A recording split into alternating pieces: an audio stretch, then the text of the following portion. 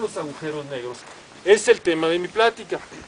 Nada más que no les puedo decir directamente qué son los agujeros negros. Tengo que hacer un poquito de antecedente.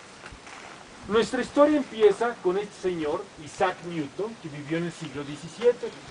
Y cuenta la leyenda que Isaac Newton estaba parado abajo de un manzano, cuando de repente le cayó una manzana en la cabeza y se preguntó, ¿por qué caen las manzanas?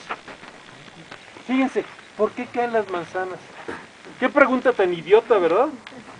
Bueno, fíjense que detrás de preguntas muy tontas se esconden grandes secretos de la naturaleza.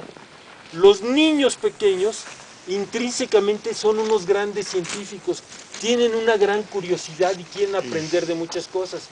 Lamentablemente los adultos nos encargamos de apagar su curiosidad científica. Papá, papá, papá, ¿por qué es azul el cielo? Papá, papá, papá, ¿por qué moja el agua? Ay, no me molestes con esas preguntas babosas. ¿Cómo que por qué moja el agua? Pues porque moja, porque es agua. Bueno, si se fijan, eso no es una respuesta. Pero detrás de ahí hay un gran secreto.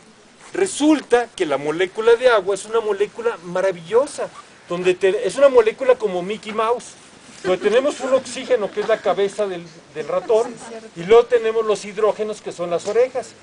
Pero como todos los hidrógenos están de un solo lado, no es una molécula simétrica y eso hace que las cargas eléctricas no se anulen exactamente y tiene una cierta carga residual. ¿Y eso para qué importa? Bueno, si tiene una carga residual le va a gustar atraer a otros científicos, empiezan haciéndose preguntas tontas. Newton empezó preguntándose, ¿por qué caen las manzanas? Y él se fue más allá y empezó a decir, ¿será que la razón que hace que las manzanas caigan al suelo es la misma que hace que la luna le dé vueltas a la Tierra? Y fíjense que Newton llegó con un razonamiento. Las preguntas al final, por favor, ¿sí? Para que terminemos pronto. Él se le ocurrió un experimento pensado muy bonito. De hecho, este dibujo está sacado de la primera edición de su libro muy famoso, Los Principia.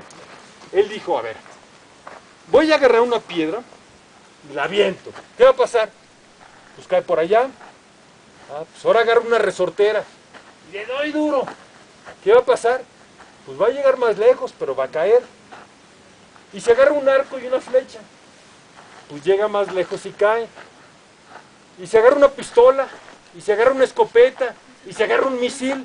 Bueno, parece como los niños, ¿no? Que empiezan a preguntar si esto, y esto, y esto.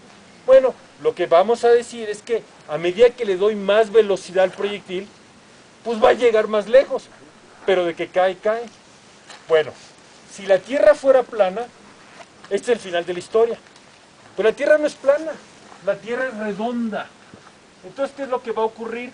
A medida que le doy más impulso inicial al proyectil, pues el proyectil llega acá, llega allá, llega hasta allá, y eventualmente, si le doy suficiente velocidad, va a llegar hasta por acá.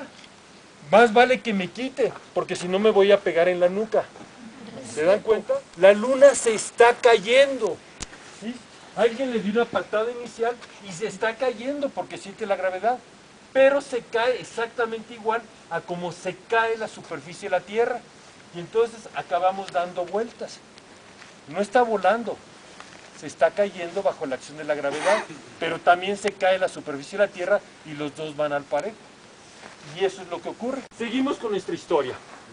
Fíjense que en la antigüedad, y aún hoy en día, mucha gente cree que si yo tiro dos objetos bajo la acción de la gravedad, el objeto más pesado cae más rápido, va a caer primero. Y, por ejemplo, eso es lo que pensaba Aristóteles, eso es lo que pensaban los griegos.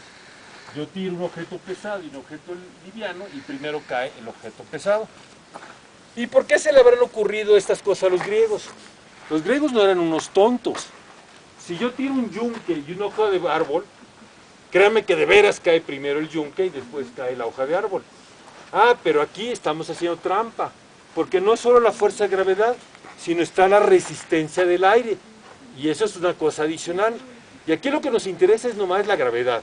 ¿Qué pasa si yo desprecio el aire y tiro un yunque y una hoja de árbol? Bueno, resulta que en el siglo XVII estaba este viejito italiano, Galileo Galilei, que era un señor muy abusado. Y a él se le ocurrió una idea revolucionaria para su época. Hoy en día no lo parece, pero en su época sí lo era. Dijo, en lugar de ver los libros que escribieron los griegos, vamos a un experimento y vamos a ver qué pasa. Y cuenta la leyenda que se subió arriba de la torre inclinada de Pisa y empezó a aventar balines, balas de mosquetones de escopeta y balas de cañón. Y se dio cuenta que todos los objetos caían exactamente de la misma manera. Todos los objetos que se mueven bajo la acción de la gravedad siguen el mismo camino en el espacio y el tiempo. ¿Por qué será esto? Bueno, esto es un hecho realmente asombroso y debe haber algo muy profundo, algo muy mágico sobre la gravedad que debemos entender. Ninguna otra fuerza actúa así.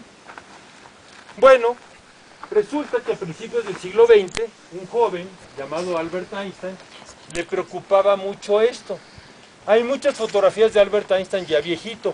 A mí me gusta mucho esta foto del Albert Einstein joven, porque es cuando él se le estaban ocurriendo todas estas ideas de las cuales les voy a platicar a continuación. Entonces él se rascaba la cabeza y decía, ¿por qué todos los objetos se mueven? Él se dio cuenta que la gravedad en realidad no es una fuerza, es un bache en el espacio-tiempo. La presencia de una masa hace que se cree un bache en el espacio del tiempo, y cuando yo tiro una partícula, en lugar de irse por donde yo creía que se iba a ir por otro lado, ¿ok? Y es en realidad por la curvatura que se creó en el espacio del tiempo. Fíjense que cuando aprendemos estas ideas y nos dicen, ay, es que Einstein decía que la gravedad es la curvatura del espacio-tiempo, entonces dicen, híjole, ¿de qué cigarros fumaba Einstein, no? A lo mejor eran esos cigarros chistosos. Pero fíjense que no, era de la observación de la naturaleza y simplemente sacar por deducción lógica a qué conclusiones nos llevaba lo que estábamos observando. Fíjense que una curvatura en el espacio y en el tiempo nos puede llevar a creer que hay una fuerza donde en realidad no hay una fuerza. Imagínense dos hormigas que caminan sobre una tabla plana.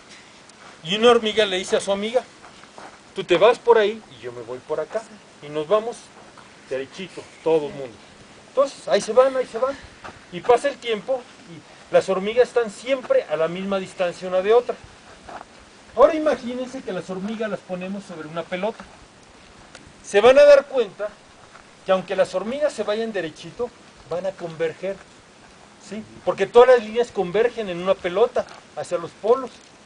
Si las hormigas no se dan cuenta que están sobre la superficie de una pelota, ¿qué van a decir? Uy, ya te me pegaste, no, vete para allá. Y siguen caminando, ya te me volviste a pegar.